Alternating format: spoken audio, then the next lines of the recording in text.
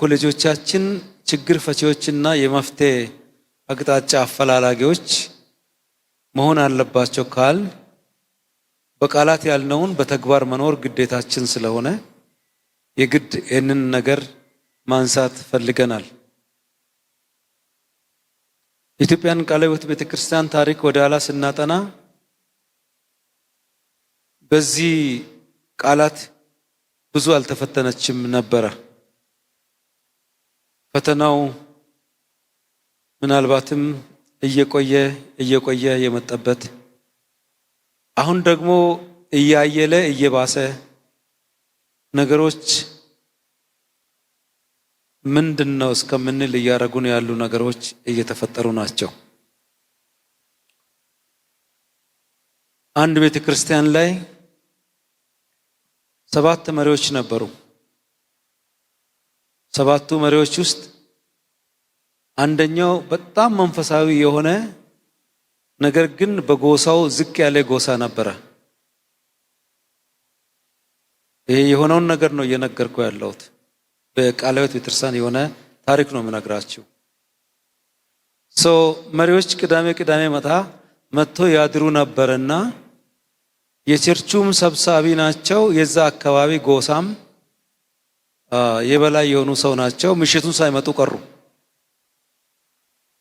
በኋላ ይሁድ ማለዳ ሊነጋጋ ሲል መጡና በር አስከፍተው ሰዎቹ መሪዎች ጸሎት ጸልየው ተኝተው አረፍ ባሉበት መጡና ደህና አደራችሁ አሉ። ደህና አሏቸው። ጸልያችኋል ዛሬ አሉ። አዎ ጸልየናል አሉ። ማን ነው የጸለየው አሉ። ከዛ ከመሪዎቹ ውስጥ ትንሽ ቅድም ያልኳችሁ ዝቅ ተደርጎ ከሚታይ ጎሳ ውስጥ ነው ጸሎት ያደረገውና አባ እገሌ ናቸው የጸለዩት ብለው መለሱላቸው። እዛ ምንድነው ያሉት? ጸልያችሁ ሞታችኋል። በሉ ተንበርከኩ፣ አሁን ሁላችሁ ተነሱ ተንበርከኩ። የሱ ጸሎት ይሄን ጣራ ያልፋል ብላችሁ ነው እንዴ ብለው እንደገና አንበርክከው እሳቸው ጸልየዋል። ይሄ ፕራክቲካሊ የሆነ ነገር ነው የምነግራችሁ። ይሄ እንግዲህ ደርግ ወቅት የሆነ ነገር ነውና በኋላ ደርግ ከረር ሲያደርግ ፈሩ። እንግዲህ ከዛ በኋላ ደርጉን ጸልያን ጣልን። አሁን ደግሞ ሌላው መጣ። ብዙ መልካም ነገሮችን አግኝተናል። ብዙ መልካም ነገሮችን ተጠቅመናል። ምናልባት ይሄ አሁን በአሁኑ ሰዓት ባውንደሪዎችን ተዘጋጅተው እንደዚህ የሚባሉ ነገሮች ለአንዳንድ ሰዎች የተመቻ ሊሆን ይችላልና ግን ዛሬ ቤተክርስቲያን አካባቢ እንደዚህ አይነት ስራዎች እየተሰሩ ናቸው። ከኛ ቤተሰብ መሪዎች ይግቡልን፣ ቸርቹን ከኛ ጎሳ ይቆጣጠሩልን፣ ያንን እንዲህ ያድርጉልን፣ እንዲህ ይሁንልን አይነት አሰራሮች አፍ አውጥቶ ሰዎች እስከመናገር ድረስ የደረሱበት ጊዜ ነው። ምርጫ ራሱ ቤተክርስቲያን ላይ ሲደረግ ከዚህ ጎሳ አንድ ከዚህ ጎሳ አንድ ከዚህ እኔ ጎሳ ብሔረሰብ ምናምን የሚለው ነገር ቃላቶቹ ስለማይገቡኝ በይቅርታ ታልፉልኛላችሁና ምሳሌ እንግዲህ ኦሮሞ፣ ትግሬ፣ አማራ፣ ጉራጌ ካለ ከጉራጌ አንድ ከኦሮሞ አንድ ከአማራ አንድ እየተባለ ወይም ደግሞ ከሀዲያ አንድ ከወላይታ አንድ ከጋሞ አንድ እየተባለ ሰዎች በተሰጣቸው ጸጋ ሳይሆን በብሔር ድርሻ የመሪነትን ወንበር የመያዝ ነገር እየተስተዋለ መጥቷል።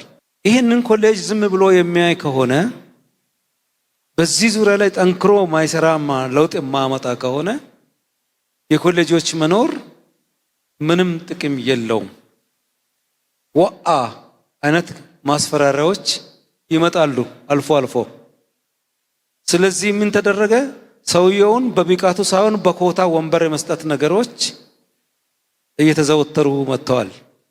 ይህንን ጉዳይ መነጋገር አለብንና ይህንን እንደ አንድ ሆት አጀንዳ እንድንነጋገር ፈልጌ ነው። አስፈሪ ነው። አዎ አስፈሪ ነው። ምን አውቃህ ነው የምትሉ ሰዎች ልትኖር ትችላላችሁ። ምን ማስረጃ ወይ መረጃ አለ የምትሉ ሰዎች ትኖራላችሁ። ልባችን የሁላችንም ያውቃል። ሰው በጸጋው እግዚአብሔር ጸጋውን ከሰጠው የአንድ አባት 7 ልጆች ካሉ 7ቱም መሪ ቢሆኑ አይ ቲንክ ቢብሊካል ይመስለኛል ለኔ ጸጋው ካላቸው። ነገር ግን በብሔር ወንበር የሚሆን ከሆነ አስቸጋሪ ነው። አሁን ቤተክርስቲያናችን የኛ ቋንቋ ማይዘመርበት የኛ ቋንቋ ማይሰበክበት ስለሆነ በእኛ ቋንቋ የሚዘመርበትን የሚሰበክበትን ቤተክርስቲያን ወተናል ተብሎ እውቅና ይሰጠን ወደሚባልበት ደረጃ ከዚህ ክልል እንዴት ወደዛ ክልል ሄደን በአንድ መዋቅር ውስጥ እንገባለን? በቃለ ሕይወት መዋቅር ስትራክቸር ውስጥ ራሱ እንዴት ከዛ ክልል በዚህ ክልል አብረን እንሰራለን የሚል ክርስቶሳዊ ያልሆኑ አካሄዶች እጅግ በጣም እየተስፋፉ ስለሆነ ይሄ ወሊሶ ኮሌጅ ይህንን ጽሑፍ ያቀርብልናል። እንግዲህ እኛን የደረሰን በጣም በአገር ደረጃም በቤተ ክርስቲያን ደረጃም በማህበረሰብ ደረጃም በጣም የሚፈራ አስቸጋሪ የሆነ ጉዳይ ነው። ቢሆንም ግን ለመነሻ ያህል የተቻለንን ለማድረግ ሞክረናል። ያንን በትኩረት ልናነሳቸው የሚገቡ ነገሮችን በስላይድ ላይ አድርገናል። ሁሉን ማኑስክሪፕት ግን እዚህ ላይ አላደረግንምና ከዚህ ተነስተን እንግሊዘኛው ኢትኖሴንትሪዝም ኤንድ ኢትስ ኔጋቲቭ ኮንሲኩዌንስስ ኢን አወር ቸርች ነው ብለውና ብሔርተኝነትና በቤተ ክርስቲያናችን ላይ የሚኖሩ አሉታዊ ተጽዕኖዎች ወደሚለው አማርኛ ተርጉመናል። በዚህ የቃላት ብያኔ ወይም ትርጓሜ ላይ በጣም ተቸግረንበታል። ቢሆንም ግን የተሻለ ለእንግሊዘኛው የሚቀርበው ብሔርተኝነት የሚለው እንደሆነ በትምህርት ቤታችን ስታፍ ተስማምተንበታል። አንዳንድ ዲክሽነሪዎችንም አንዳንድ ሌሎች ሰዎች ስራም ለማየት ሞክረናል። ጥናቱ የተካሄደው በወሊሶ መጽሐፍ ቅዱስ ኮሌጅ ነው። ያው ዛሬ ነው፣ በዚህ በሐዋሳ ነው። ጥናቱን ያቀናበሩና የሚያቀርቡት ተሻለ የተገኝ የኮሌጁ አካዳሚክ ዲን ነው። ጉክሳ የኮሌጁ ሬጅስትራር ነው እና እኔ ነኝ የኮሌጁ ዳይሬክተር በማቀናበርና ዛሬ ይዘን የመጣን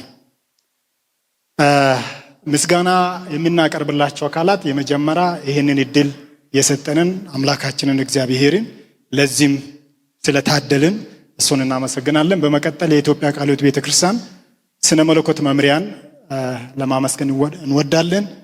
በዚህ ሪሰርች እንበለው አርቲክል ላይ የተባበሩን ሁሉ ተሳታፊዎቻችን በተለይ 10ሩም ኮሌጆቻችን ነባር ኮሌጆቻችን ሁሉም ባይመልሱም 7ቱ ተሳትፎበታልና እንደገናም ደግሞ የቤተ ክርስቲያን መሪዎችና መጋቢያን እንደገና ደግሞ በአካባቢያችን ያሉ ጠንካራ ክርስቲያን የሆኑ ግን በሶሻል ሳይንስ የዩኒቨርሲቲ መምህራን የሆኑና በዚህ ላይ የተለያየ ሪሰርች የሰሩ ሰዎችን ለማሳተፍ ሞክረናል። ሌላ ወንድም ታሪኩ የሚባል አሁን ደቡብ ኮሪያ ነው ያለው። አንዳንድ ነገሮች ሪሰርቸር ስለ ከሱ ጋርም ኮድ ኦፍ ኮንዳክት ላይ የኢቲክስ ጉዳይ ላይ ሌላ ማኖ እንዳነካም ለቤተ ክርስቲያንም ሌላ ጣጣ እንዳናመጣ የተለየ ሐሳብ ጠይቀናል። እነዚህን ሁሉ ለማመስገን እንፈልጋለን። ወደ ምዕራፍ 1 ስንመጣ በነገራችን አውትላይን ኮንቴንቶቻችን አሉ እዚህ ላይ አላመጣንም ስላይድ ላይና ስናመጣ ቤተ ክርስቲያን በምድር ላይ የመኖሯ ዋና ዓላማ ታላቁ ትእዛዝን ግሬት ኮማንድሜንት እና ታላቁ ተልእኮን ግሬት ኮሚሽን ለመፈጸም ሲሆን ብሔርተኝነት ይህንን ተልእኮ እጅግ ይጎዳል። ብሔርተኝነት የሚለው ጽንሰ ሐሳብ በ18ኛው መቶ ክፍለ ዘመን በአውሮፓ እንደተጀመረና በ20ኛው መቶ ክፍለ ዘመን ወደ አፍሪካና እስያ እንደተስፋፋ ወንድም ሀብታሙ ደሚሴ 2:19 ላይ በጻፈው አርቲክል ላይ ያነሳዋል። ብሔርተኝነት የሚለው ሐሳብ በተለያዩ ሰዎች የተለያዩ ትርጓሜዎች ወይም ሐሳቦች አሉት። እነዛ ሐሳቦች አዎንታዊም አሉታዊም ሐሳቦች ናቸው። ለምሳሌ በአዎንታዊ መልኩ ከሚያነሱት መካከል ራሱ ሀብታሙ ደሚሴ ብሔርተኝነት በራሱ ክፋት የሌለበትና የብሔሩን ማህበራዊ፣ ፖለቲካዊ በተለይ ምጣኔ ሀብታዊ ጥቅም ለማሳደግ የሚጥር ስርዓት ወይም ርዕዮተ ዓለም ነው ብሎ ያነሳል። እንዲሁም ደግሞ ዊሊያም ጄ ሴሚናር የሚባል ጸሐፊ ይህንን ሐሳብ በማጠናከር ብሔርተኝነት ጠላት ባለበት አካባቢ እንግዲህ ጠላት በኮቴሽን ማርክ የሱ ስለሆነ ማለት ነው ባለበት አካባቢ በታማኝነት በጋራ በመሆን የዛን ብሔር ባህል እና እልሁናውን ማስቀጠል ነው ብሎ ያምናል። ይሄ ጸሐፊ በአሉታዊ መልክም የሚያነሱ ብዙ ሰዎች አሉ፣ ግን የተወሰኑትን ለመጠቀም ሞክረናል። የተጠቀምነው በአሉታዊ መልኩ ከሚያነሱት ወገኖች መካከል የኛው ቤተክርስቲያን አገልጋይ የሆኑ ዶክተር ደስታ ኢሊሶ 2:24 ላይ መካነ ኢየሱስ ሴሚናሪ ላይ ካቀረቡት አርቲክል ወስደነዋል። ብሔርተኝነት ከኔ እይታ ውጭ ያሉ ሁሉ ስህተት ነው ብሎ የሚታገል ነው ብሎ ያነሳሉ። በኢትዮጵያ ቃለ ሕይወት ቤተክርስቲያን መንፈሳዊ ዘርፍ ክፍል ዓመተ ምሕረቱ ስላልተጠቀሰ ነው። የቤተክርስቲያን አንድነት መጠበቅ በሚለው መጽሔት ላይ ወይም መጽሐፍ ላይ የዘረኝነት ስሜት አመለካከትና ባህርይ በክርስቶስ ካለው መለኮታዊ ብረት አይሎ ተጽዕኖ ሲያሳድር ብሔርተኝነት አሉታዊ ተጽዕኖ ያመጣል የሚል ያነሳል። የኛው ቤተክርስቲያን ገጽ 22 ላይ የጥናቱ ታሪካዊ ዳራ የጥናታችን ታሪካዊ ዳራ የሚመነጨው ከተሰጠን አርዕስት ብሔርተኝነትና በቤተክርስቲያናችን ላይ የሚኖሩ አሉታዊ ተጽዕኖዎች ከምሎ በመሆኑ የሚያሳየው ይሄ ቤተክርስቲያናችን የሚለው የሚያሳየው በእኛ ግንዛቤ በእኛ አረዳድ የኢትዮጵያ ቃለ ሕይወት ቤተክርስቲያን ወይም ቤተክርስቲያናችን መሆኑን መገንዘብ ያሻል። በዚሁ መሰረት የኢትዮጵያ ቃለ ሕይወት ቤተክርስቲያን የተመሰረተችው በ1920 ዓመተ ምህረት በታኅሳስ ወር ወደ ኢትዮጵያ በመጡት በኤስአኤም እና በአቢሲኒያ ፎርትነርስ ሚሽን ጥምረት በተፈጠረው የሚስዮናውያን ቡድን አማካኝነት መጋቢት 1920 ዓመተ ምህረት እንደሆነ ከኢትዮጵያ ቃለ ሕይወት ቤተክርስቲያን መተዳደሪያ ደንብ 6ኛ እትም እንደሆነ ተመላክቷል። ቤተክርስቲያኒቷ ከተመሰረተችበት ጊዜ ጀምሮ በመተዳደሪያ ደንብ 212 ገጽ 11 አንቀጽ 641 እንዲሁም አንቀጽ 642 አንቀጽ 645 በተቀመጠው ዓላማዎቿና አንቀጽ 63 ላይ በተቀመጠው አንኳር እሴቶቿ መንፈሳዊ አንድነትን መጠበቅ መሰረት በማድረግ ስትሰራ የቆየችና በመስራት ላይ የምትገኝ ከ10 ሺህ አጥቢያዎችና ከ10 ሚሊዮን አባላት በላይ ያሏት አንጋፋ ቤተክርስቲያን ናት። ይህንንም ከዛው ምንጭ ነው ያገኘ ነው። በእርግጥ 10 ሺህ ምናምኑ በጉሊ አልተቀመጠም ቁጥሩ ማለት ነው። በአንቀጽ 645 ዓላማ መሰረት ከተመሰረቱት 18 ከፍተኛ የሥነ መለኮት ኮሌጆች እና 176 መጽሐፍ ቅዱስ ትምህርት ቤቶች ይህንንም ከሥነ መለኮት መምሪያ ነው ያገኘ ነው። ከባይብል ስኩል አስተባባሪዎችም ነው በቃለ መጠይቅ ያገኘ ነው። ይሄ ቁጥሮቹን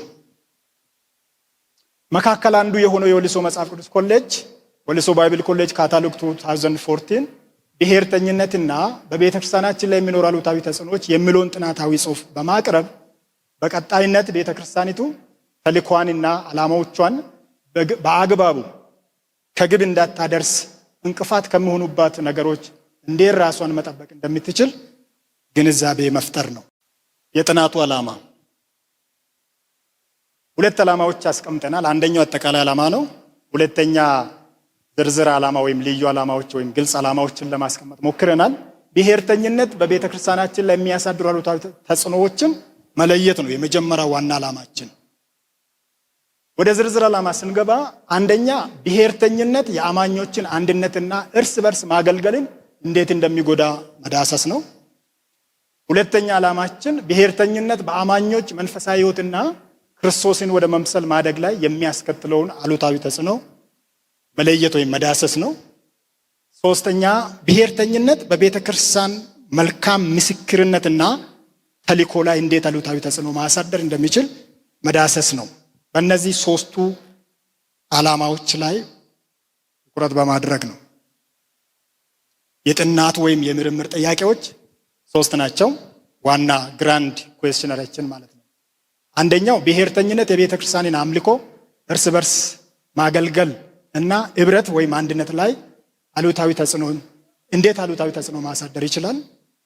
ሁለተኛ ብሔርተኝነት የቤተ ክርስቲያንን መንፈሳዊ የህይወት እድገትና በፍቅር ክርስቶስን በመምሰል ላይ የሚያሳድሩ አሉታዊ ተጽዕኖ ምንድን ነው?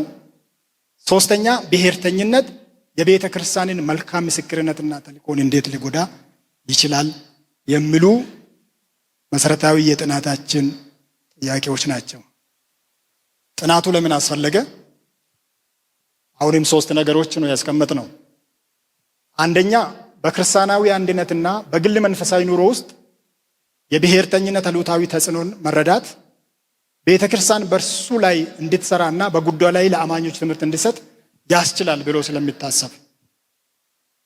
ሁለተኛ ይህ ጥናት የቤተ ክርስቲያን አገልጋዮች ክርስቲያናዊ ህይወትን በመጽሐፍ ቅዱስ መሰረት ላይ ለመገንባት እንዲሰሩ አስፈላጊ ግንዛቤ ይሰጣል ተብሎ ስለሚታመን።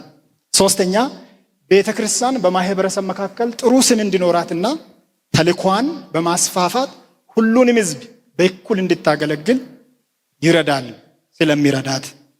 እንግዲህ ጥናቱ የራሱ የሆነ ውስንነቶችና ገደቦች አሉት። እነዚህ 4 ነገሮችን እንደ ውስንነት አስቀምጠናል በጥናታችን መሰረት። አንደኛው ጥናቱ የሚያተኮረው ብሔርተኝነት በቤተ ክርስቲያን ላይ በሚያመጡ አሉታዊ ተጽዕኖ ብቻ ላይ ነው፣ አጠቃላይ ማህበረሰብ ላይ ሳይሆን በቤተ ክርስቲያን ላይ በሚለው ውስን ያደርገዋል። ሁለተኛ ጥናቱ እንግዲህ ርዕሳችን ላይ ያስቀምጠናልና ሌላ የወንጌላውያን አብያተ ክርስቲያናትን የማያካትትና በቃለ ሕይወት ቤተ ክርስቲያን ብቻ ላይ የተገደበ መሆኑ ውስን ያደርገዋል። ሶስተኛ መረጃው ከሁሉም የቃለ ሕይወት ቤተ ክርስቲያን ሳይሆን ከ10 የኢትዮጵያ ቃለ ሕይወት ቤተ ክርስቲያን ከፍተኛ ስነ መለኮት ኮሌጆች፣ ከደቡብ ምዕራብ ሸዋ ቀጠና መሪዎችና መጋቢያን ቅርታዚ አስቀርተናል እና ከተወሰኑ የከፍተኛ ትምህርት ባለሙያዎች ብቻ የተሰበሰበ መሆኑ ውስን ያደርገዋል። አራተኛ የበጀትና የጊዜ ውስንነት ካሉን ኃላፊነቶች አንጻር እነዚህ ውስን ያደርጉታል። ወደ የሚቀጥለው ከመሄዳችን በፊት የተሰጠንን ርዕስ መተንተን ያስፈልጋል። ወይም ብያኔ፣ የቃላት ብያኔ ወይም ዴፊኒሽን ለማስቀመጥ ሞክረናል። ብሔርተኝነት ራሱ ምንድን ነው? የሌሎች የጎሳ ቡድን ማንነት፣ ባህልና የህይወት ዘይቤዎችን መናቅና የራስን ባህል፣ ቋንቋና የህይወት ዘይቤን የበላይነት ማወጅ ብሔርተኝነትን ዲፋይን ያደርጋል። በእኛ ዴፊኒሽን፣ በሊትሬቸር ሳይሆን በእኛ ዴፊኒሽን። ቤተ ክርስቲያን የሚለውን በእምነት ከክርስቶስ ጋርና በፍቅር ከእርስ በርስ ጋር ህብረት ያላቸው እግዚአብሔርን የሚያመልኩና በመንፈሳዊ ህይወታቸው ክርስቶስን ወደ መምሰል የሚያድጉ የአማኞች ህብረት ቤተ ክርስቲያን ብለናል። የብሔርተኝነት አሉታዊ ተጽዕኖ የቤተ ክርስቲያን አጠቃላይ መሪዎችን በማስተጓጎል መንፈሳዊ ጤናማነትን የሚጎዳ ብሔርተኝነት አሉታዊ ተጽዕኖ ብለናል። የቤተ ክርስቲያን ተልእኮ ቤተ ክርስቲያንን በምድር ላይ የመኖሯ ዓላማ ነው። እነዚህ የቃላት ብያኔዎች ወይም ዴፊኒሽን አስቀምጠናል። ይሄ የመጀመሪያ ቻፕተራችን በዚህ ይጠናቀቃል። ወደ ሁለተኛው ቻፕተር ስንመጣ ለሪሰርቻችን የተጠቀምነው የሥነ ጽሑፍ ክለሳዎች ሌሎች ሰዎች ምን አሉ፣ አሁን ባነሳናቸውና በምናነሳቸው ነገሮች ላይ ሌሎች ሰዎች ምን አሉ የሚለውን ነው። ይህ ምዕራፍ ትኩረት የሚያደርገው ሌሎች ሰዎች ብሔርተኝነት በቤተ ክርስቲያን ላይ በሚያሳድረው አሉታዊ ተጽዕኖ ባደረጉት የጥናት ዳሰሳ ላይ ትኩረት ያደርጋል። ይሄኛው ክፍል 2 ወይም ምዕራፍ 2 የአምልኮ ምንነትና የብሔርተኝነት አሉታዊ ተጽዕኖ። በግሩዴም አገላለጽ አምልኮ ማለት እግዚአብሔርን የማክበር ተግባር ነው። በዮሐንስ ማካርተር ሪቻርድ 2017 ጥናት መሰረት ደግሞ ለእግዚአብሔር ክብርና ዝና የማሰብና የመኖር መንገድ ነው አምልኮ።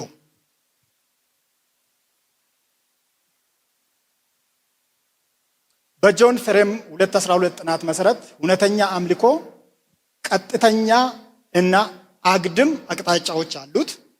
ቀጥተኛ ወደ ሰማው አባታችን የምናደርገው ነው። አግድም ደግሞ በአምሳሉ ወደ ተፈጠሩ ፍጥረታት ፍቅር ማሳያትን የሚሸፍን ነው። እርስ በራሳችን ፍቅር ከሌለን አባታችንን በትክክል ማምለክ አንችም ብሎ ይዘጋል ማለት ነው። ስለዚህ አምልኳችንም ጤናማነቱን ይገድባል፣ ይከለክላል የሚል እንድምታ አለው። ብሔርተኝነት እነዚህን ከላይ ያየናቸውን የአማኞች ኃላፊነቶች፣ ግዴታዎችና መገለጫዎችን በማዘናጋት የብሔሩን እሴቶች፣ ልሂቃንና ተያያዥ ነገሮችን ወደ ማምለክና ማወደስ ይወስዳል። ይህ ደግሞ የእውነተኛ አምልኮ መዓዛ በማበላሸት ስርዓትና እንቅስቃሴ ብቻ ያደርገዋል። ብሔርተኝነት የቤተ ክርስቲያንን ከነገድ፣ ከቋንቋ፣ ከወገንና ከሕዝብ ሁሉ እግዚአብሔር አምላካቸውን ለማምለክ እርስ በርስ ለማገልገል ኅብረት እንዲኖራቸው በክርስቶስ ክቡር ደም የተዋጁ መንግስትነትና ካህናትነትን የሚጻረር ነው። ራእይ 5:9 የአማኞች ወይም ኅብረትና ወይም አንድነትና ብሔርተኝነት የሚያሳድሩ አሉታዊ ተጽዕኖ።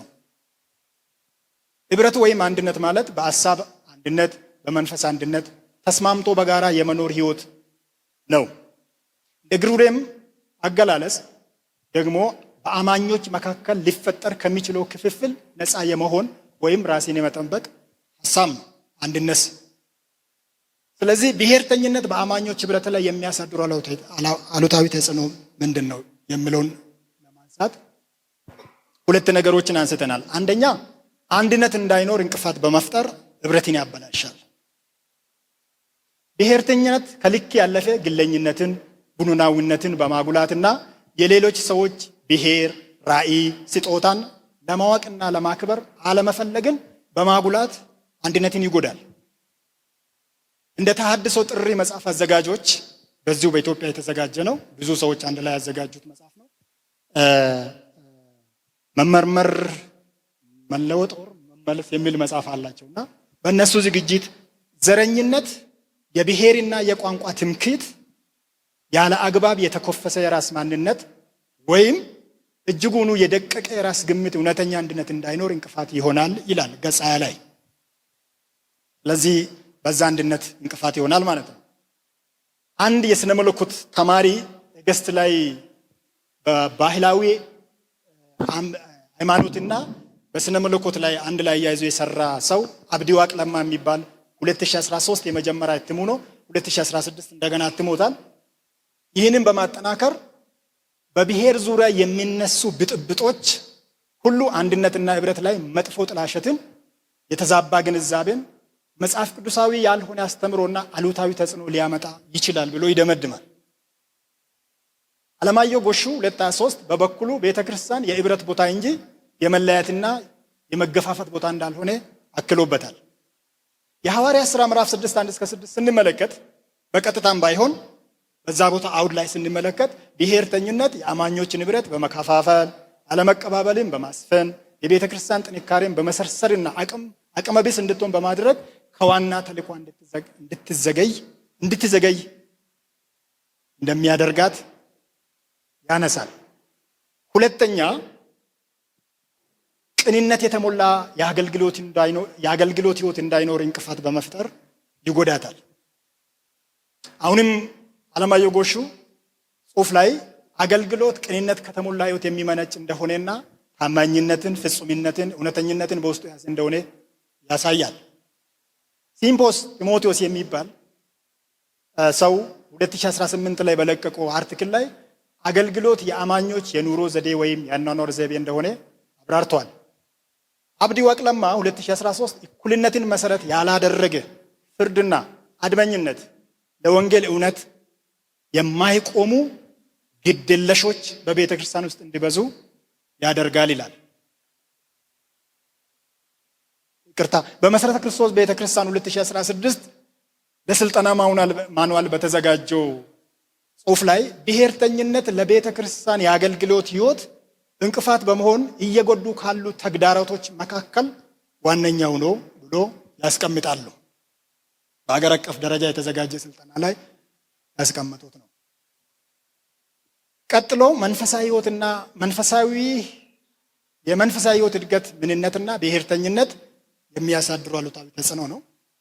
መንፈሳዊ ሕይወት አማኞች ከእግዚአብሔር ጋር ያላቸውን መንፈሳዊ ግንኙነትና እያደገ የሚሄድ ፍሬ የሚያፈራ የመንፈሳዊ ሕይወት እድገት ሂደት ነው። በፎስተር ሪቻርድ ጄ መሰረት መንፈሳዊ የህይወት እድገት በሰውና በእግዚአብሔር መንፈስ ቅዱስ መካከል ያለው ሕያውና ጤናማ ግንኙነት ነው። በሮበርት ጥናት መሰረት ደግሞ መንፈሳዊ ህይወት ከእግዚአብሔር ጋር ላለን የመንፈሳዊ ጉዞ እግዚአብሔርን ወደ መምሰል የሚለወጥበት ህይወትና ለሌሎች የክርስቶስን ምንነት የምናንጸባርቅበት የህይወት ዘመን ሂደት ነው። ብሔርተኝነት የአማኞችን መንፈሳዊ እድገት ጤንነት በእጅጉ የሚጎዳና በቤተ ክርስቲያን ላይ ውስብስብ ችግሮችን የሚያመጣ ነው። በቻርልስ አይ ክራፍት ጥናት መሰረት ብሔርተኝነት አማኞች የብሔርና የባህል እስረኞች እንደሆኑና መንፈሳዊ እድገት በህይወታቸው እንዳይታይ እንቅፋት በመፍጠር የክርስቶስ አካል የሆነችውን ቤተ ክርስቲያን ይጋፏታል። ብሔርተኝነት የመንፈሳዊ ህይወት እድገት ማነቆ በመሆን የቤተ ክርስቲያን አንድነት ያበላሻል። መከፋፈልን፣ መንፈሳዊ ህብረት ማቋረጥን፣ የእርቅ አገልግሎት ማቆምንና መንፈሳዊ ብስለት ከአንዱ ወደ ሌላ እንዳይጋባ እንቅፋት የሚፈጥር ነው። በኢበርት ጥናት መሰረት ብሔርተኝነት የቤተ ክርስቲያን አንድነት በመስበር መንፈሳዊ ለውጥ እንዳይመጣ በማድረግ የባህልና የጎሳ እብርተኝነትን የሚያበረታታ ነው። ይህ ማለት ብሔርተኝነት የቤተ ክርስቲያንን አንድነት የሚያበላሽና አገልግሎቱን ሁሉ ወደ ጨለማ የሚመልስ ይሆናል። የሚቀጥለው ነጥብ የፍቅር ምንነትና የብሔርተኝነት አሉታዊ ተጽዕኖ። ፍቅር በመጽሐፍ ቅዱሳዊ አገላለጽ የእግዚአብሔር መለኮታዊ ባህሪና ትእዛዝ ነው። በካርል ባርዝ አገላለጽ ማጠር ፍቅር የእግዚአብሔር ዘላለማዊና መለኮታዊ ፈቃድ የተገለጠበት ነው። ስለዚህ ብሔርተኝነት የፍቅርን መጽሐፍ ቅዱሳዊ ባህሪ ወደ ጎን በመተው የፍቅርን ምንነትና መሰረት በከፍተኛ ሁኔታ የሚጎዳ ነው። በዳንኤል 20 አንዳንዱ እንግሊዘኛ ተጠቅመናል። ይቅርታ እንግዲህ አንዳንዱ ጋር አማርኛ አንዳንዱ ጋር እንግሊዘኛ የሆነው ይቅርታ ጠይቃለሁ። በዳንኤል 20 ጥናት መሰረት ብሔርተኝነት መጽሐፍ ቅዱሳዊ ትርጉም ያለው የፍቅር ጥሪን ወደ ጎን በመተው የአንድን ቡድን የበላይነት በማቀንቀን ሁሉም አማኞች በእግዚአብሔር ጸጋ ያለምንም ልዩነት መታቀፋቸውን የዘነጋ አድሏዊ አሰራር እንደሆነ ይገልጻል። ሌላው ነጥብ ክርስቶስን የመምሰል ምንነትና የብሔርተኝነት አሉታዊ ተጽዕኖ። 6 ነጥቦች ነው እየነካከን ያለ ነው። ክርስቶስን መምሰል ማለት የክርስቶስ ባህሪ በመላበስ ለራስ ሳይሆን ለክርስቶስ መኖር፣ የክርስቶስን የህይወት ምሳሌን መከተል ነው። በዳላስ ዊላርድ አገላለጽ ከሆነ ክርስቶስን መምሰል ማለት በባህሪይ፣ በአመለካከት፣ በስራና በመንፈሳዊ ብስለት ወደ ክርስቶስ የማደግ እና የመለወጥ ሂደት ነው ማለት ነው። ታዲያ ብሔርተኝነት ክርስቶስን ወደ መምሰል በሚደረገው ጉዞ ላይ እንዴት እንቅፋት ይሆናል? እንዴትስ ይገታል? በእርግጥ ይገታል፣ እንቅፋት ይሆናል። በስታንሌይ ጄ ገርህዝን 1997 አገላለጽ መሰረት የባህሉና የዘሩ የበላይነት የተጠናወተው ሰው የኢየሱስ ክርስቶስ ምሳሌነት ላይ የተመሰረተውን ራስን ዝቅ አድርጎ የማገልገል አመለካከት ፈጽሞ መቀበል አይችልም ይላል። ብሔርተኝነት አማኞች የክርስቶስን የፍቅርና ዝቅ ብሎ የማገልገል ምሳሌነት ተከትሎ በመንፈሳዊ ሕይወታቸው እንዲለወጡ ከማበረታታት ይልቅ በባህላቸውና በብሔራቸው ቅኝት ውስጥ እንዲያድጉ ያበረታታል። ይህ ደግሞ አማኞች ባህልንና ብሔራቸውን ሳይሆን ክርስቶስን በመምሰል እንዲያድጉ ተጠርቷል የሚለውን የእግዚአብሔርን ቃል ያፋልሳል። አሁን ወደ ተልእኮና ወደ ምስክርነት የሚለው 2 ነጥቦች ቀሩናል። ብሔርተኝነት በቤተ ክርስቲያን ተልእኮ ላይ የሚያሳድር አሉታዊ ተጽዕኖ።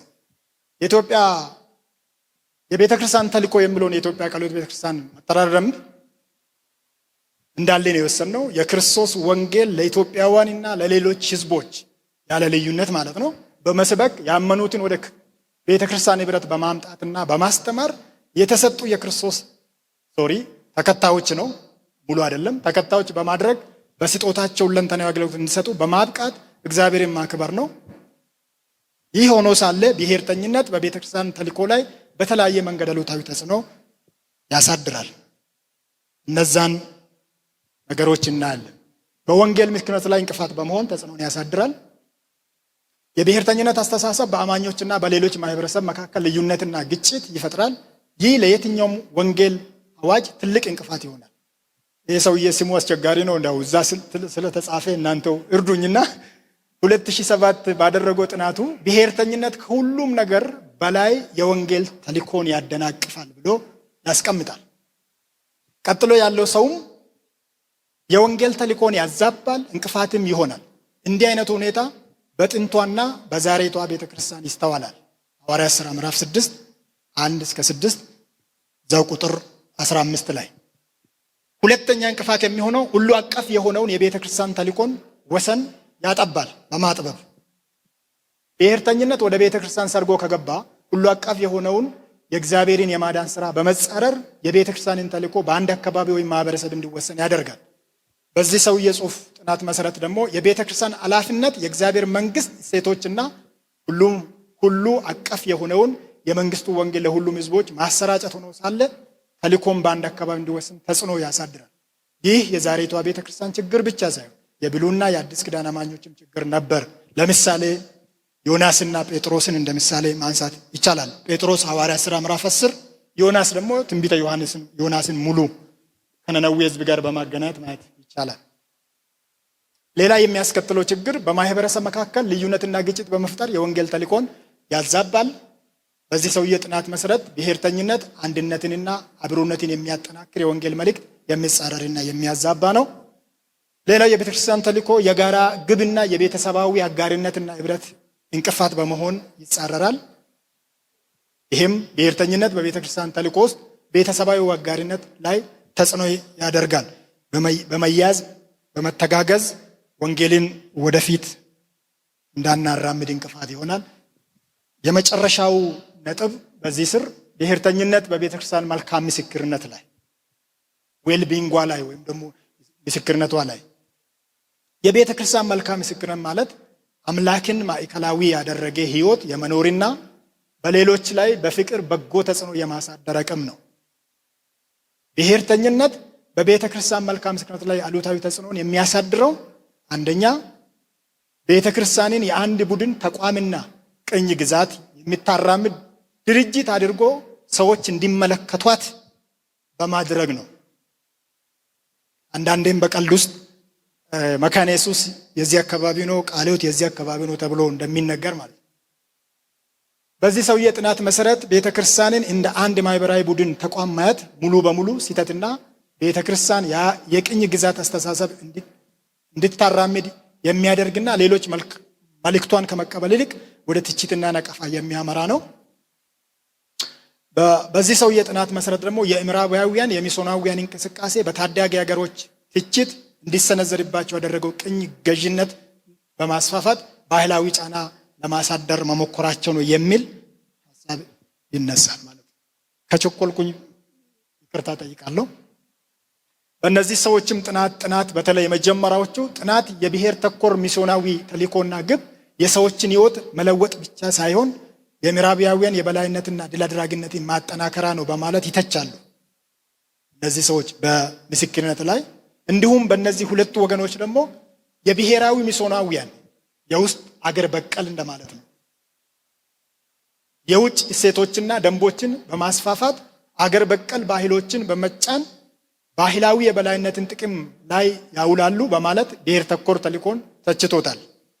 ዛሬም ቢሆን የብሔርተኝነት እንቅስቃሴዎች ብዙውን ጊዜ የአካባቢ ባህሎችን እንደ አናሳ የሚቆጥር የቅኝ ገዥ ፕሮጀክት አካል ሆኖ ስለሚታይ የቤተ ክርስቲያን መልካም ገጽታን ሊያበላሽ ይችላል። ሶስተኛ ምዕራፍ ላይ ስንደርስ የጥናቱ ዘዴ ነው። ለዚህ ጥናት የተጠቀምነው አስረጂ የምርምር ዘዴን ነው። ለዚህም ግብአት ይሆን ዘንድ ቀዳሚና ተጨማሪ የውህብ ወይም የመረጃ ምንጮችን ተጠቅመናል። ለዚህም የመጠይቅ ጥያቄዎችን በማዘጋጀትና በማሰራጨት ከ15 ስነ መለኮት መምህራን፣ ከ17 መሪዎችና መጋቢያን፣ ከ6 ከፍተኛ ትምህርት ተቋማት ባለሙያዎች መረጃ ሰብስበናል። የተጠቀምነው የውህብ ወይም የመረጃ አሰባሰብ ዘዴያችን በሶፍት ኮፒ እና በሃርድ ኮፒ ነው። ሶፍት ኮፒ በኢሜይል በቴሌግራም ነው ያደረግነው። ሃርድ ኮፒ ደግሞ ኩዌሽነሩን በመበተን ነው የሰበሰብነው። ከ15 ወደ ታች አለ። ሁሉም ኮሌጅ መልስ አልሰጡንም። ምዕራፍ 4 የጨረስን ነው። የውህብ ወይም የመረጃ ትንተናና አቀራረብ ወይም ዳታ አናሊሲስ ፕሬዘንቴሽን ነው። ሰንጠረዥ 1 የተሳታፊዎቻችን ብዛት። ተሳታፊዎቻችን ብዛቱም አለ። መጠይቁን የበተንላቸው ምላሽ የሰጡን ያልሰጡን በመቶኛ አለ። የሥነ መለኮት መምህራን 15 ነው የበተንላቸው ሁሉንም ኮሌጅ ነባር ኮሌጆች ላይ ኢንክሉዲንግ ማስተባበሪያ ቢሮንም ጭምር ማለት ነው። ግን ከዛ ውስጥ 3 ሰዎች አልመለሱም፣ 12 ሰዎች መልሶልናል። መሪዎችና መጋቢያን 17 ኪ ሊደርስ የቀጠና መሪዎችን ማለት ነው በሴቶችም በአባቶችም በትነናል። ከዛ ውስጥ 4 ሰው አልመለሱም፣ 13 መልሰዋል። ፐርሰንቱ ያንን ይመስላል። የትምህርት ባለሙያዎች 6 ነው የጠየቅናቸው፣ 1 ሰው አልመለሰም፣ ያን ያክላል። 38 ሰው ነበር የጠየቅነው፣ 30 ሰው መልሰው ይህንን ይሄ የግኝቱ ሰመሪ ነው። የግኝቱ ሰመሪ ነው። የግኝቱ ሰመሪ አንደኛው በአምልኮ ላይ ስንት ሰው ነበር የተጠየቀው፣ ስንት ሰው ምን መለሰ፣ ስንት ሰው ምን መለሰ የሚለውን ነው። ለምሳሌ መጽሐፍ ቅዱስን ከራሱ ታሪካዊ ዳራ አንጻር ሳይሆን ከብሔር እይታ አንጻር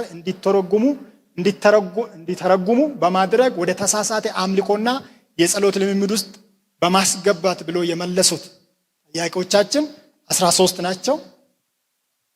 በህብረት አምልኮ ቃሉን በጋራ ማጥናትና መጸለይ ላይ ደግሞ ትልቅ እንቅፋት ይሆናል ብሎ የመለሱም ደግሞ 17 ናቸው። አንድ ላይ 30 ይሆናሉ፣ ወደ 180 ይሆናል ማለት ነው። አንድነትና ህብረት ላይ የሚያመጣውን ተጽዕኖ መላሾቻችን መለያትን፣ ጭፍን ጥላቻን፣ አድሎንና ግጭትን በመቀስቀስ የርህራሄ ደካማ አንድነት፣ ውስን እይታንና የከፋ ስህተቶች በቤተ ክርስቲያን ውስጥ እንዲያጎለብቱ በማድረግ የሚሉ 23 ናቸው የመለሱት። እርስ በርስ በማገልገልና በመረዳዳት በአንድነት ወደ ጌታ ሙላት እንዳያድጉ እንቅፋት ይሆናል ብሎ የመለሱ ደግሞ 7 ናቸው። ሶስተኛ የግል መንፈሳዊ ህይወት ላይ የሚያመጣውን አሉታዊ ተጽዕኖ የመለሱልን አሁንም 23 ሰዎች ባህላዊ ወጎችን ከመጽሐፍ ቅዱስ እውነት ጋር እንዲቀየጡ ሁሉን አቀፍ የሆነውን የእግዚአብሔርን ፍቅር እንዳይለማመዱና ለመንፈሳዊ እድገትና ብስለት አስፈላጊ የሆኑ ንስሐ መግባትና ራስን መመርመር እንዳይችሉ በማድረግ አሉታዊ ተጽዕኖ እንደሚያሳድር የመለሱ 23 ናቸው። በአንድነት ውስጥ የሚገኘውን በረከትና ጥንካሬን ይጎዳል ብሎ የመለሱ ደግሞ 7 ናቸው። አራተኛው በምእመናን ክርስቲያናዊ ስነ ምግባር ላይ ወይም ክርስቶስን ወደ መምሰል ላይ የሚያመጣው ነገር ላይ እርቅን፣ ፍትህን፣ መተሳሰብን፣ ሰላምን በሚያደናቅፍ ስነ ምግባራዊ ህይወት እንዲጎላ በማድረግ የሚለው 22 ናቸው። እልህን በማጎናጸፍና የስነ ምግባር ህግ የማይፈቅደውን እንዲያደርጉ በማነሳሳት 7 ሰው መልሰዋል። አንድ ጠያቂያችን ያንን ኩዌሽነሪ አልሞላም፣ ክፍት አድርጎ ስለመለሰልን ከዚህ የተነሳ 29 ይሆናል ማለት ነው፣ 30 መሆኑ ቀርቶ። አምስተኛው በቤተክርስቲያን ተልእኮ ላይ ሁሉን አቀፍ የሆነውን የቤተክርስቲያን ተልእኮን በብሔር ማዕቀፍ ውስጥ ብቻ የተገደበ እንደሆነ ያደርጋል ያሉት 21 ሰዎች ናቸው። ቤተክርስቲያን ባላመኑ ሰዎች ፊት ተቀባይነት እና ተሰሚነት እንዳይኖራት በማድረግ ያሉት 9 ናቸው። የቤተክርስቲያን ገጽታ ወይም ደግሞ ምስክርነት ላይ ተመሳሳይ ፊገር ነው። የቤተክርስቲያን የክርስቶስ አምባሳደርነትና የምድር ጨውነትና ብርሃንነትን በማደብዘዝ ባላመኑት ዘንድ በመልካም ገጽታ እንዳትገለጥ ያደርጋል ያሉት 21 ሰዎች ናቸው። አንደኛው በደንብ እዚህ ላይ አልወጣም፣ ይቅርታ። 9 ሰዎች የመለሱት በመጣበብና የቴክኖሎጂ አጠቃቀም ላይም ድክመት ስላለ በዚሁ ቅርታ እንጠይቃለን። የመጨረሻ ምዕራፍ 5 ማጠቃለያና አስተያየት ወይም ምክር ነው። ምዕራፍ 5:1 ማጠቃለያ የብሔርተኝነት አስተሳሰብ በሚያሳድረው አሉታዊ ተጽዕኖ እጅግ የጎላ ሲሆን ቤተክርስቲያን እግዚአብሔርን በማምለክና በማገልገል የሚገኘው መንፈሳዊ በረከትና እድገት እንዲቀጭጭ በማድረግ አማኞች እርስ በርስ በፍቅር በመተሳሰብና በመቀባበል ለተጠሩለት ለወንጌል አገልግሎት በዓላማ በተሳካ ሁኔታ እንዳያገለግሉ እንቅፋት በመፍጠር ቤተክርስቲያን በመልካም ምሳሌነት እንዳትገለጥ አንቆ በመያዝ መንፈሳዊ አንድነቷንና እሴቶቿን በመሸርሸር አቅመቢስ ያደርጋታል።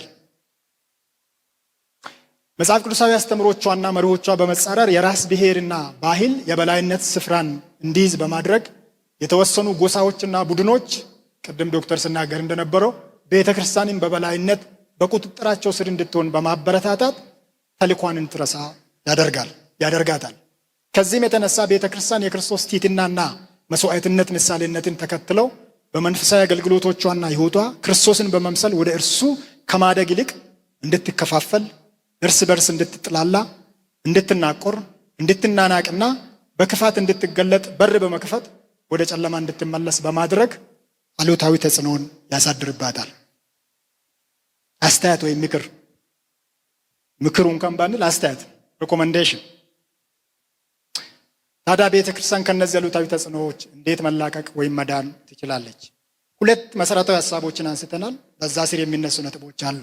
አንደኛው መንፈሳዊ ጉዳዮች ላይ ትኩረት ማድረግ የሚለው እዛ የተደበቀችው መንፈሳዊ ጉዳዮች ላይ ትኩረት ማድረግ ነው። ሪኮመንዴሽናችን የመጀመሪያው ምንድነው? መንፈሳዊ ጉዳዮቻችን ስንል የመጀመሪያ በዚህ ጉዳይ ላይ ብርቱ ጸሎት ያስፈልጋል የሚለው።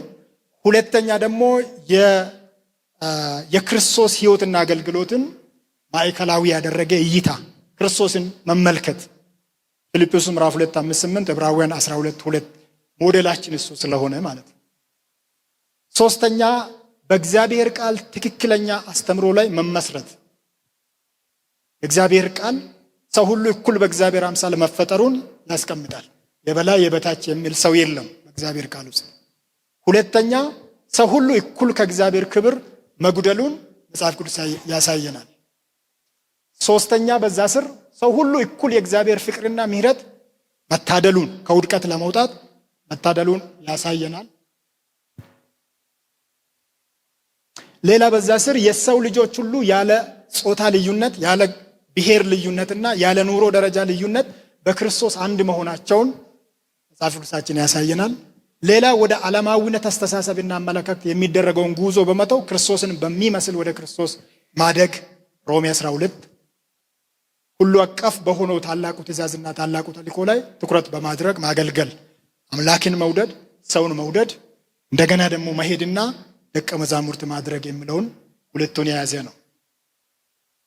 ሌላው ቤተ ክርስቲያን ሁሉ አቀፍ፣ የሁሉ ወዳጅ፣ ሁሉም በእኩል የምታገለግል አድሎና ኢፍትሐዊነት የሌለባትና የማንም ጠላት ያልሆነች መሆኗን የሚያሳይ እውነተኛ አስተምሮን ማስተማር። ያዕቆብ ምዕራፍ 2:1 ጀምራ ስትመለከቱ አይገባም ይላል። አድሎ፣ ልዩነት፣ ማዳላት አይገባም ብሎ ይናገራል። ሁለተኛ ዋና ነጥባችን ልናተኩርበት የሚገባ ወይም ቤተክርስቲያን ልታተኩርበት የሚገባው አስተያየታችን ከዚህ ሰውዬ የተዋስነው ነው።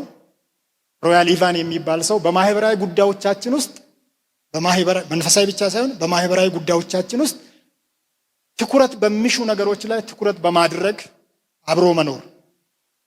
ለምሳሌ ልዩነቶች ይኖራሉ።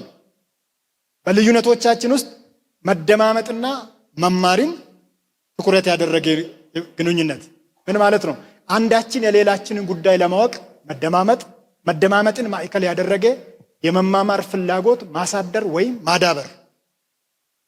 ሁለተኛ የሌሎችን ሰዎች ብቻ ሳይሆን ባልታዩን የራሳችን ክፍተቶችና ድክመቶቻችን ላይ ትኩረት ማድረግ።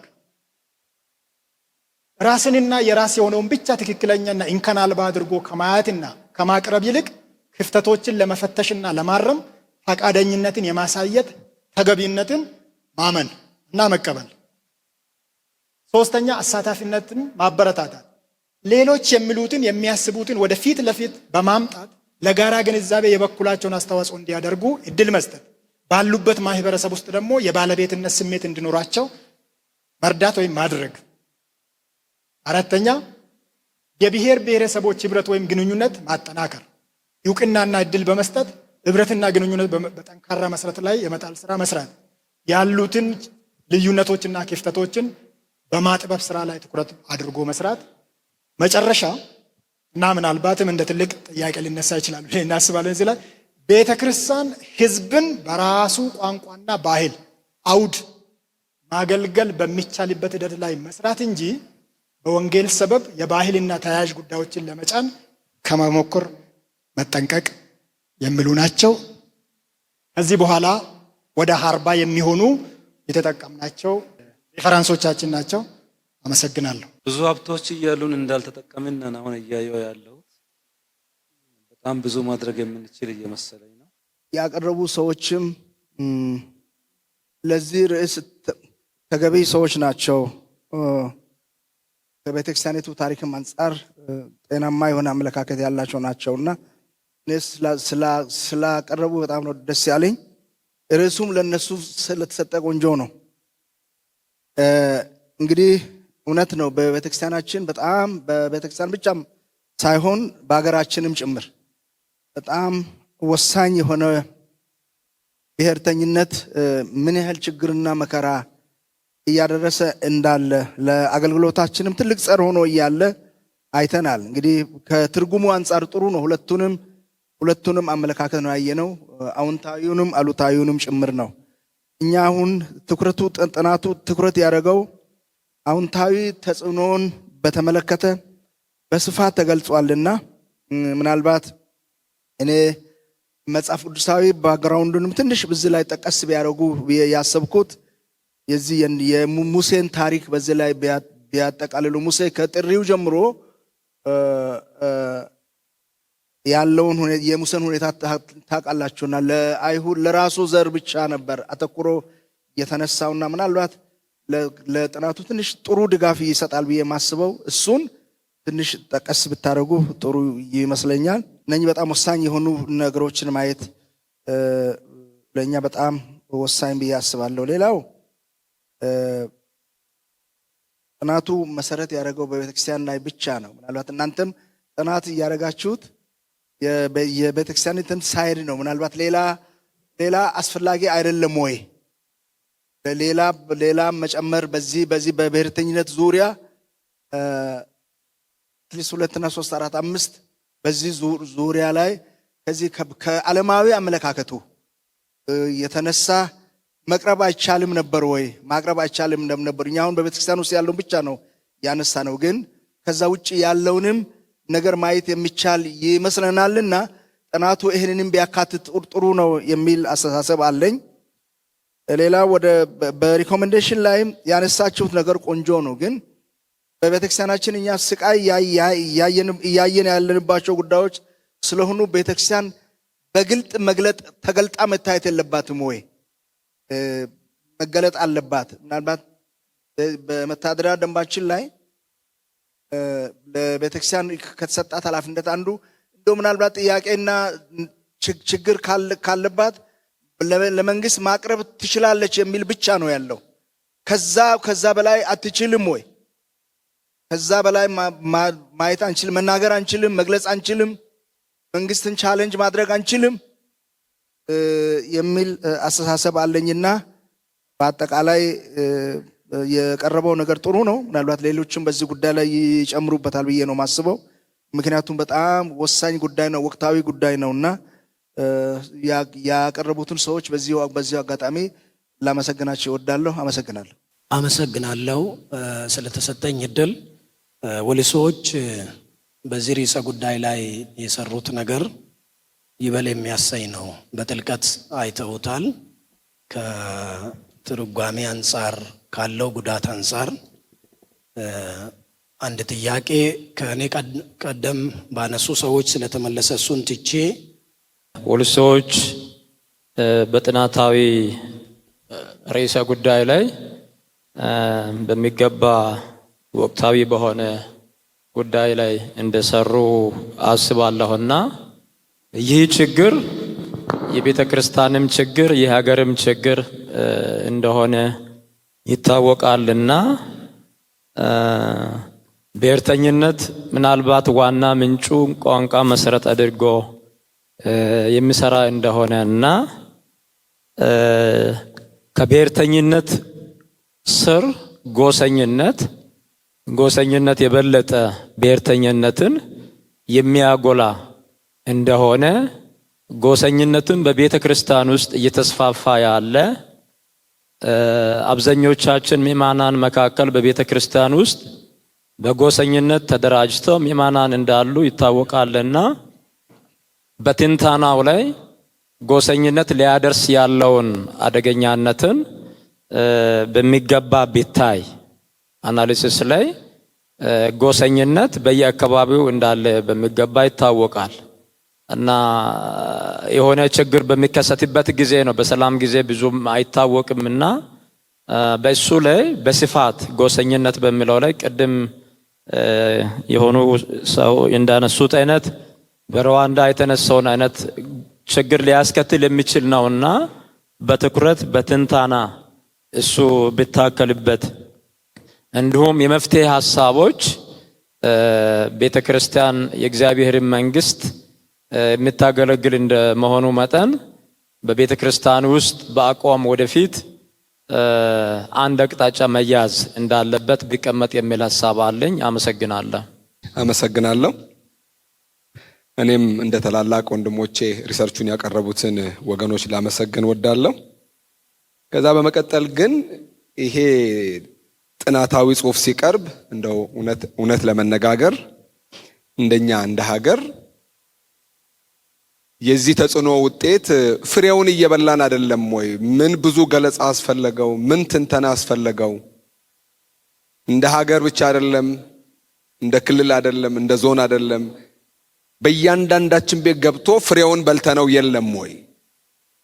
የብሔርተኝነትን ተጽዕኖ እኔ ላነሳ የምፈልገው እንግዲህ ብሔርተኝነት መንግስታት በተቀያየሩ ቁጥር መልክና ቅርጹን እየቀየረ የሚያደርሰውን ተጽዕኖ ለማየት ሞክረናል። እኔ በነዚህ 20 ዓመታት ቤተክርስቲያን ይሄ ሁሉ ሲሆን ተዘርቶ በቅሎ አድጎ ፍሬው ወገኖቻችንን እስኪጨርስ ድረስ የዚህ ሁሉ መፍትሄ አካል የነበረችው ቤተክርስቲያን ምን ጋር ነበረች? በእነዚህ ሁሉ መካከል ሲዘራ የነበረው ዘር በየአጥቢያችን ምን ነበረ? እንደው አስፈላጊ ሆኖ ከተነሳ ማንሳት የሚያስፈልጋቸው በርካታ ነገሮች አሉ። ነገር ግን ባለንባቸው ክልሎች አብሮ ይኖር የነበረ አንድ ማህበረሰብ፣ ተዋልዶ የነበረ ተጋብቶ የነበረ አንድ ማህበረሰብ፣ አንድ ቸርች ላይ ያመልክ የነበረ አንተ የዚህኛው ጎሳነ አንተ የዛኛው ጎሳነ ብሔርነ በመባባል ስንት ነገር ፈርሶ የለም ወይ? ይሄ ሁሉ ሲሆን በእነዚህ ዓመታት ቤተክርስቲያን የት ጋር ነበረች? አንዱ። ሁለተኛ እውነት ለመነጋገር እንደ ወንጌል አማኞች እንደየአጥቢያ ቢለያይም የመሪዎችና የአገልጋዮች ሹመትና ምደባ ራሱ እኛ ሌላውን ከምንኮንን ብሔር ተኮር አይደለም ወይ? ግልጽ ማውራት ካለብን ከላይ ጀምሮ እስከ ታች ድረስ ቋንቋንና የትኛው ወገን ነው በሚል አይደለም ወይ? ችሎታንና አቅምን ብቃትን መሰረት ያደረገ ነው ወይ? በመሪነትም ደረጃ በአገልጋይነትም ደረጃ እየሆነ ያለው ቸርቾች የሚተራምሱ በዚህ አይደለም ወይ? እና ስለዚህ ይሄ የተከበረው የእግዚአብሔር ጉባኤ እውነት ለመነጋገር ብሔርተኝነት በባህል ስምስ ጎልቶ እየወጣ አይደለም ወይ? በየአካባቢያችን የሚከበሩ ልዩ በዓላት አሉ።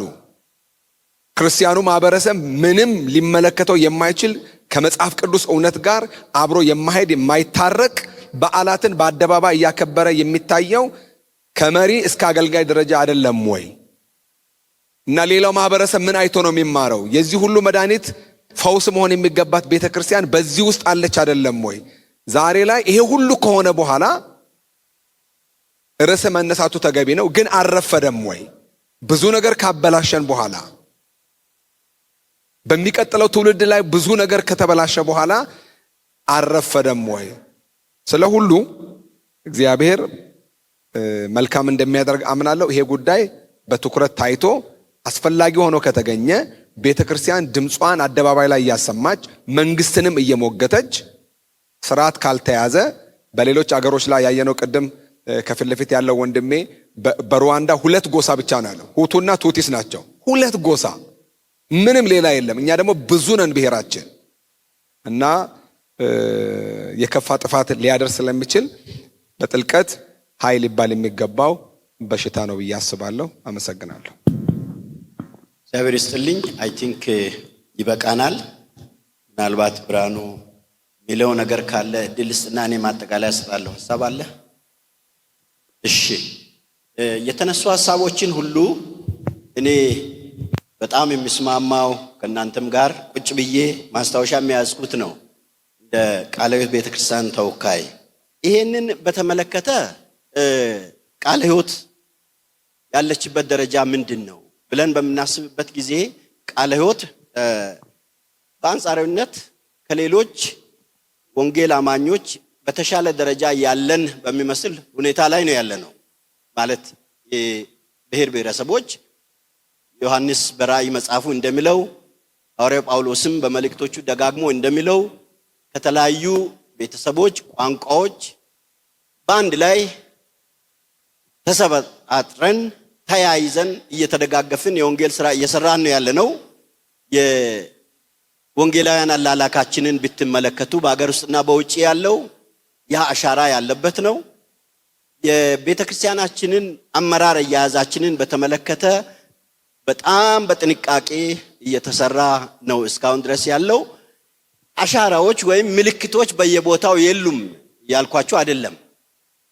ምልክቶች አልፎ አልፎ በአንዳንድ አካባቢዎች ላይ ይኖራሉ እና እነዚህ ምልክቶች ቢኖሩም ግን በጣም ብዙ ጥንቃቄ እየተደረገ በየደረጃው ያሉ አካላት በዚህ ነገር ላይ የጎላ ነገር እንዳይወጣ ከፍተኛ አንዳንድ ቦታ ላይ ተጋድሎ እያደረጉ እንደሆነ ሁሉ ሰማለሁ። መጥቀስ የሚችላቸው ሐሳቦች አሉ፣ ግን አንጻራዊ መረዳት ውስጥ ልንገባ ስለምንችል ኮታ ላረግም እነዛን። ግን ከፍተኛ ጥንቃቄ እየተደረገ እንቅስቃሴ እንዳለ እናስተውላለን። ምናልባት አንዳንድ ጊዜ ግን ማወቅ የሚገባን ከመጀመሪያው የቃለ ሕይወት አነሳስ ጀምሮ የነበረው አካሄድ ለዚህ መዋጮ አለው። ለምሳሌ ያህል የሚስዮናውያን ጣቢያ የከፈቱ ሚስዮናውያን በአንድ ቋንቋ ተናጋሪ መካከል ጣቢያ ከፍተው ጀምረው ያደግን እንደመሆኑ የቃለ ሕይወት መዋቅር ከታች ወደ ላይ እያደገ ነው የመጣው እንጂ ከላይ ወደ ታች የወረደ አይደለም። ያ ራሱ የሚያዋጣው አሻራ ጠለቅ ብለን ካላየን በስተቀር በብሔረሰብ እንዳሰብን አይነት እንድናስብ የሚያደርግ ምልክት አለው። ለምሳሌ አሁን ከወላይታ ታምራትን ይዘን ዝም ብለን እስከ ላይ ድረስ ብንነሳ በቃ ወላይታ ብቻ እዛ ዶሚኔትድ ለመሆን የሄደ የሚያስመስል አይነት እንትን ይኖራል። ግን መጀመሪያ ወንጌል ሲሰራ ወይም በእኛ መካከል ወንጌል ሲሰበክ የተጀመረበት አካሄድ ነው እንጂ ታምራት ሆነ ብሎ አስቦ እዛ ለመድረስ ኢንቴንሽናሊ አስቦ የመጣም ላይሆን ይችላልና ትንሽ እይታችንን ሰፋ ብናደርግ ጥሩ ነው ብዬ ለማሳሰብ ነው። ሌላው የነገብሪያ ኮንክሉዥን ያሳሰበኝ እኔ ከኛ ቤተሰብ እንትን ልውሰድ ማለት አናሎጂ ልውሰድ። እኔ ሰባተኛው ልጅ ነኝ። ዛሬ እንደሚታዩኝ አይደለሁም። ልጅ ሳለው በጣም አስቸጋሪ ነኝ። በቤት በጣም ተሳዳቢ ነኝ። የሚሳደበው ከኔ በታች ያለችውን ልጅ ቢሆን ስምንተኛ ልጅ ቢሆን ምንም አይደለም። ነገር ግን በኩሩንም ልጅ እሳደባለሁ በእናቴ ጉያ ሆኜ ማለት ነው።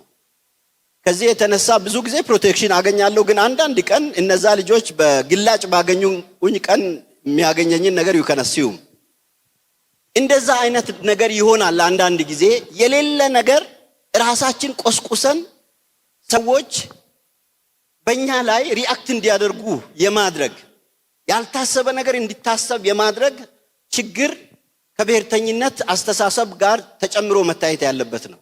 አሁን ቃለ ሕይወትን የመሰለ ጤናማ ብዝሃነትንና አንድነትን ሚዛን ጠብቃ ለማያዝ የምትሞክረው ቤተክርስቲያን ላይ እንደኔ አይነት ጠጠር ወርዋሪ አይነት አስተሳሰብም እንዳናስገባ ሪሰርቾቻችን በጣም ሚዛን ጠብቀው እንዲጓዙ መግራት ጥሩ ነው ብዬ አስባለሁ።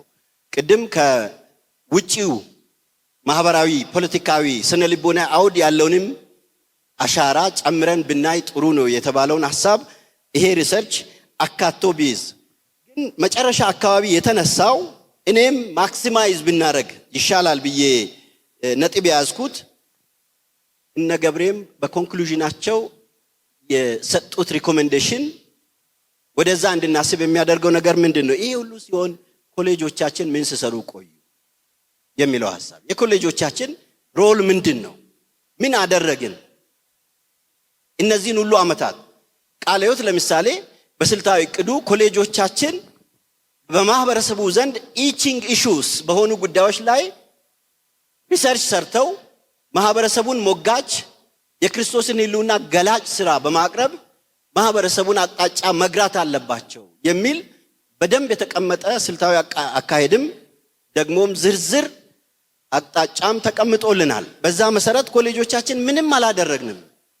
ከዛሬ ጀምሮ ጥሩ ጅምር ነው። ይሄ ቅድም ይበል የሚያሰኝ ነው እንደተባለ ይሄ ጥሩ ጅምር ነው፣ ግን በጣም መስራት አለብን። ይሄ ሁሉ ሲሆን እኛ ዝም ብለን ነው ያሳለፍነው። ምንም አላደረግንም። ምንም እንዳልተማረ ሰው፣ ምንም አደራ እንዳልተቀበለ ሰው ዝም ነው ያልነው። ምናልባትም ደርግ ዘመን የሆነው ተመሳሳይ ነገር ነው። በኢህአዴግም ዘመን በእኛ ላይ የሆነው ደርግ ሲጀምር የቃለ ሕይወት ሰዎች እንዴት ነው ያሰቡት? እግዚአብሔር ነፃነት ለኛ የሰጠ ዘመን ነው ብለው ነው ያሰቡት ኮሙኒዝምን። ስለዚህም የደርግ ብዙዎቹ ባለስልጣናት የቃለ ሕይወት ልጆች ነው የሆኑት። ከጥቂት ጊዜ በኋላ ግን ቤተክርስቲያንን መልሰው ያሳደዱት የቃለ ሕይወት የራሷ ልጆች ናቸው። በዚህ በኢህአዴግ ዘመን ለተቀነቀነ ዘር ተኮር ብሔር ተኮር ፍልስፍናም አጨብጫቢዎቹ ብዙዎቹ እኛ ነን። ዝም ነው ያልነው። የእኛን እንትን ምንድነው የሚያሳክክ ቦታ ብርሃኑ የተጠቀመውን አናሎጂ ለመጠቀም ያከከልን መስሎን ነው በየሰፈሩ የተቀበልነው። ስለዚህ የሚገባውን አጭደናል።